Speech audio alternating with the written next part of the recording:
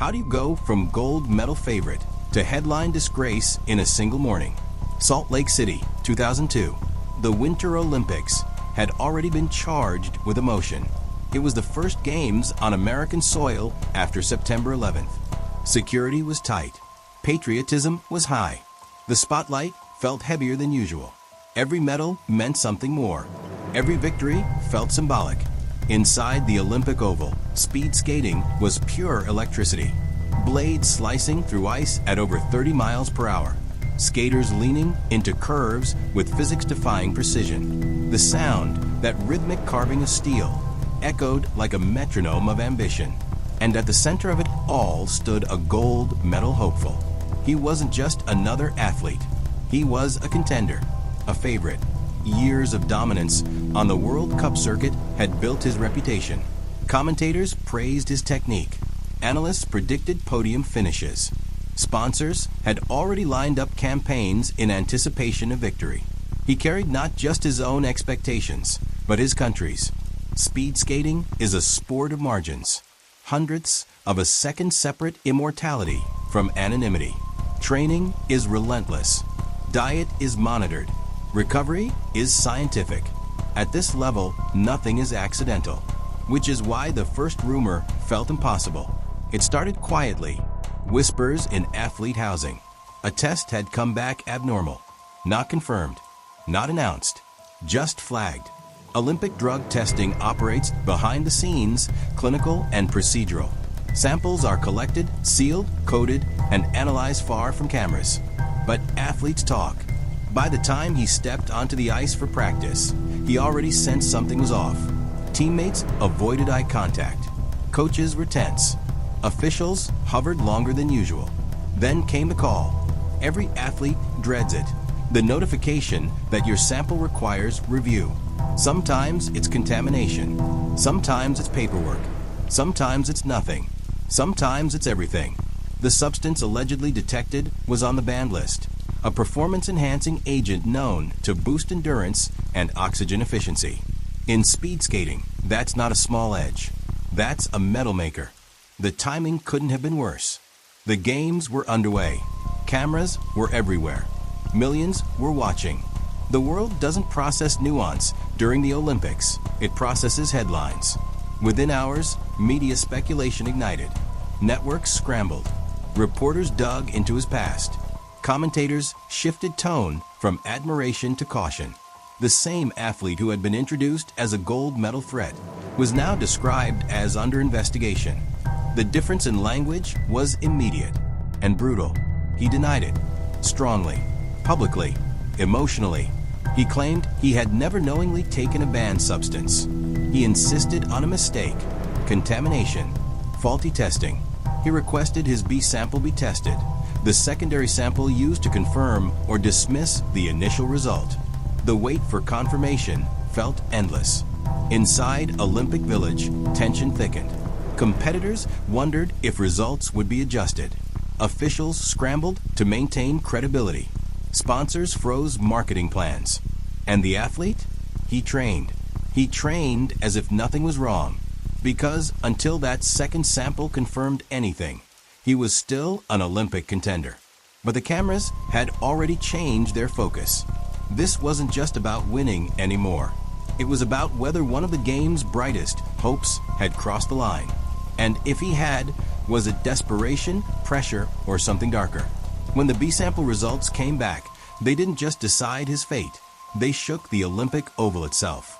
What happens when the fastest man in the arena becomes the slowest story to escape?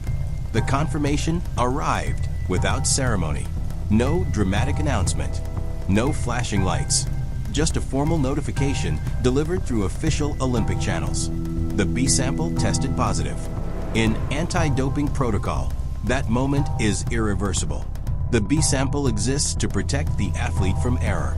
When it confirms the first result, the conversation changes instantly. From did this happen to how did this happen? Inside the Olympic Oval, the atmosphere shifted. Officials moved with urgency. Meetings were called behind closed doors. Lawyers entered the picture. Coaches who had once strategized race tactics now rehearsed statements. The athlete was provisionally suspended, barred from competition while the process unfolded. The gold medal hopeful never skated another Olympic race. News broke within hours. Broadcasters interrupted programming. Headlines exploded across international media. The framing was ruthless. Olympic star caught doping. The nuance of investigations, the complexity of substances, the possibility of unintentional ingestion, all of it drowned beneath the simplicity of scandal. Public opinion doesn't wait for appeals. It convicts instantly. Cameras followed him everywhere, entering buildings, leaving meetings, lowering his head under flashing lights. Every expression was analyzed. Every silence interpreted as guilt. Every denial dismissed as damage control. Sponsors reacted fast. Endorsement deals were suspended pending investigation. Logos disappeared from promotional materials. Advertisements quietly pulled. The commercial machine that once celebrated his image now erased it. Within days, his name became shorthand, not for speed, but for shame. Teammates were caught in the blast radius. Some defended him cautiously. Others distanced themselves entirely. Coaches issued careful statements about process and fairness, while privately preparing for the worst. No one wanted to be linked too closely, because in elite sport, association alone can tarnish careers. The athlete's own words, once confident and controlled, grew more strained. He maintained his innocence. He spoke of supplements, of trust in professionals, of strict training regimens. He pointed to the chaotic environment of elite sport, where legal substances change constantly, where contamination is possible, where responsibility ultimately rests on the athlete no matter who made the mistake. But explanations don't perform well in headlines. The public wanted clarity. Villains are easier than systems. And the Olympic spotlight is unforgiving. As days passed, commentators reframed his entire career. Past victories were questioned. Old performances reanalyzed. Analysts asked whether success had ever been clean. The presumption of innocence, fundamental in principle, collapsed under the weight of repetition. Once doubt enters a legacy, it spreads backward. The International Olympic Committee emphasized zero tolerance. Statements highlighted integrity, fairness, and clean sport. The message was clear. The games would not bend, no matter how painful the fallout. Behind the scenes, appeals were prepared. Lawyers reviewed lab procedures. Experts examined detection thresholds. But even if the sanction were reduced, the damage was already done. Because the Olympics don't just measure speed, they measure character. And now, the question wasn't whether he could skate fast enough. It was whether he would ever skate again at all. With his Olympic dream already erased, the investigation pressed forward. But the deeper question remained. Was this cheating or a system built to sacrifice individuals to preserve belief? When a lab result ends a career, who investigates the lab? The suspension was immediate. The explanation was not. Once the B sample confirmed the presence of a banned substance, the case moved from public scandal to procedural warfare. Anti-doping violations aren't settled in press conferences. They're fought in hearings, in laboratories, and in the fine print of international sport law. The athlete's defense team assembled quickly. Their first line of argument was predictable but critical: chain of custody. Every Olympic sample follows a rigid path: collection, sealing, labeling, transport, storage, testing. If a single link is compromised, the result can be challenged. They demanded documentation, timelines, lab logs, technician records. Because in elite anti-doping cases, precision matters as much as performance. The substance detected was known for enhancing endurance and oxygen efficiency, a powerful advantage in long-distance speed skating. But it was also a substance that, in rare circumstances, could enter the body unintentionally through contaminated supplements. That possibility became the cornerstone of the defense. They presented a stack of supplement containers used during training, protein powders, recovery blends, legal performance enhancers purchased over the counter. Each one was tested independently. The argument: contamination can occur during manufacturing. Athletes operate in a complex nutritional ecosystem, and absolute purity is not always guaranteed. The prosecution, representing Olympic anti-doping authorities, countered with laboratory certainty. The concentration detected, they argued, was consistent with deliberate ingestion. The lab was internationally accredited. Procedures followed global standards. The science was sound. And here's the brutal reality. Anti-doping operates under strict liability. Intent doesn't always matter. Under Olympic rules, athletes are responsible for every substance in their bodies, regardless of how it got there. Whether it was deliberate, accidental, or misinformed, the burden rests entirely on them. It's a rule designed to protect sport. It's also a rule that leaves little room for sympathy. As the case unfolded, public narrative simplified everything. Complex scientific debate became background noise. To the average viewer, it was binary, clean or cheating. Inside the hearing room, it was anything but simple. Expert witnesses debated metabolite levels, detection windows, testing thresholds. False positives were discussed, though rarely proven in elite cases. The athlete's biological profile was examined for anomalies. Past test history reviewed for patterns. No prior positives. No disciplinary history. That detail complicated perception. If he had been systematically doping, why no earlier red flags? Why no suspicious biological passport data? Why risk everything during the Olympics when scrutiny was highest? The prosecution's answer was blunt: desperation. The Olympics amplify pressure beyond anything athletes experience in World Cups or national championships. One race defines legacy. One medal secures endorsements for life. One failure can erase years of relevance. Pressure changes decision-making, but the defense framed it differently: scapegoating. The Salt Lake City Games were already under intense scrutiny from previous judging controversies in other sports. Integrity was fragile. Anti-doping enforcement needed to appear uncompromising. What better demonstration of zero tolerance than a high-profile suspension? That argument didn't accuse the lab of fabrication. It suggested something subtler: that the system moves decisively when the spotlight is brightest. Behind closed doors, officials face their own dilemma. If they reduced sanctions, critics would accuse them of favoritism. If they imposed the maximum penalty, they risked destroying a career over a potentially unintentional violation. The ruling would send a message far beyond one athlete.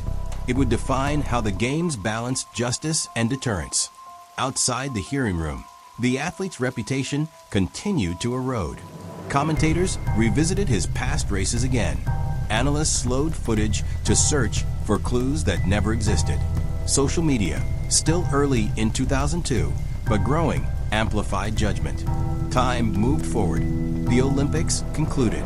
New champions were crowned, but his name remained suspended in uncertainty. Then the decision came. Sanction upheld. Suspension confirmed. Medal hopes permanently erased. And just like that, a gold medal favorite became a cautionary tale. But even after the ruling, one question refused to disappear.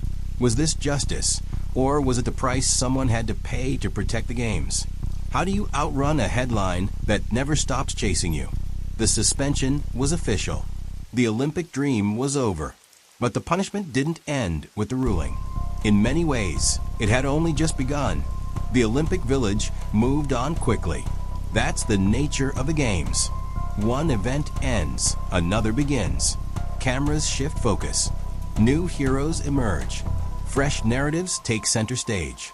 But for the suspended speed skater, time slowed. While others competed, he packed his bags under scrutiny. While teammates prepared for races, he prepared statements. While the world celebrated medals, he watched from the sidelines. No longer an athlete, but a controversy. The media coverage intensified.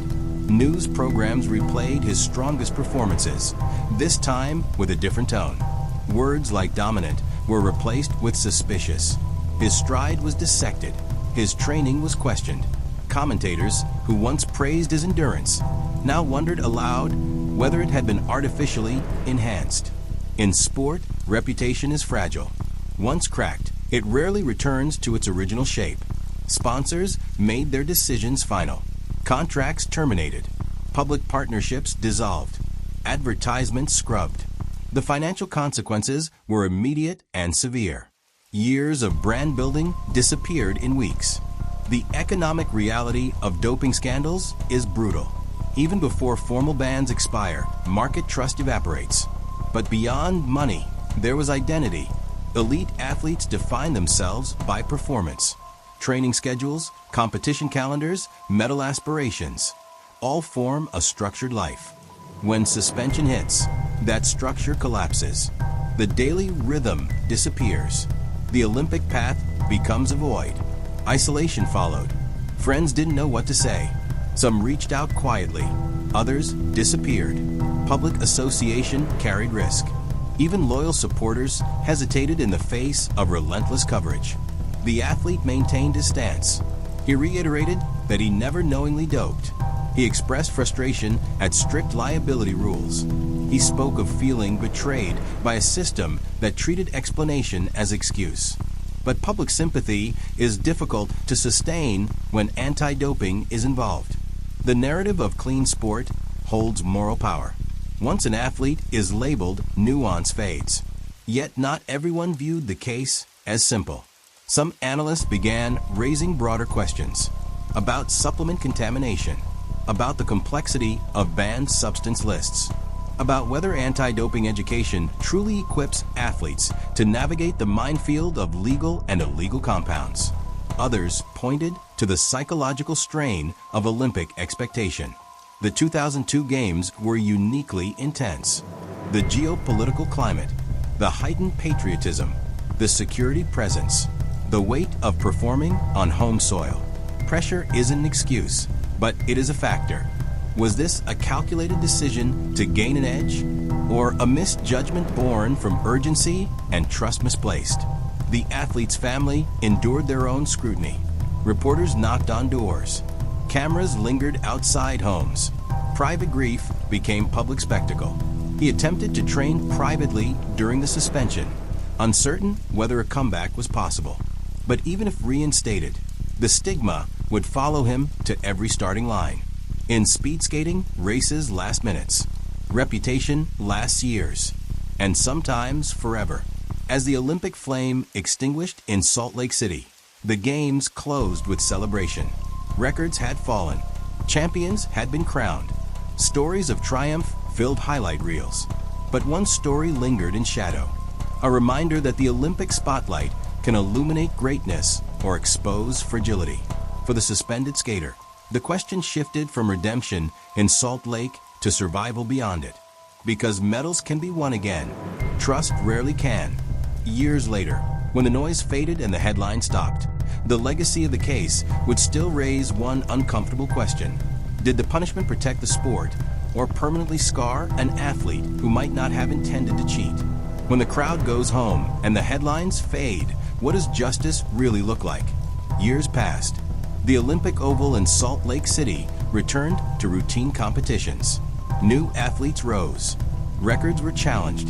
The Games moved on to Turin, Vancouver, Sochi, Pyeongchang, Beijing. But the 2002 drug bust never fully disappeared. Because doping cases don't just punish individuals, they reshape systems.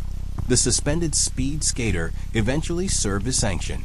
Time, in theory, restored eligibility. But reinstatement and restoration are not the same thing. Coming back meant facing the same tracks, the same competitors, the same cameras, and the same doubt. Crowds are polite. They applaud effort, but applause carries different tones. There is the roar for a champion, and the restrained clapping for a fallen star trying to rebuild. He felt the difference. Some fans believed he had been reckless. Others believed he had been careless. A few believed he had been unlucky, caught in the uncompromising machinery of Olympic enforcement.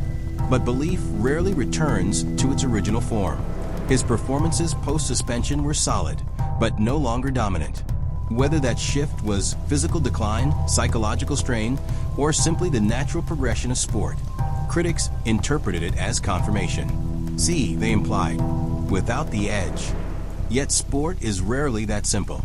Age advances. Motivation fluctuates. Confidence fractures. The human cost of scandal is invisible on timing sheets. For the sport itself, the case reinforced a public narrative. Anti-doping works. Officials highlighted the suspension as proof of vigilance. Zero tolerance had been demonstrated. The integrity of speed skating, they argued, remained intact. But inside athlete circles, the conversation was more complicated. Strict liability rules were debated more intensely.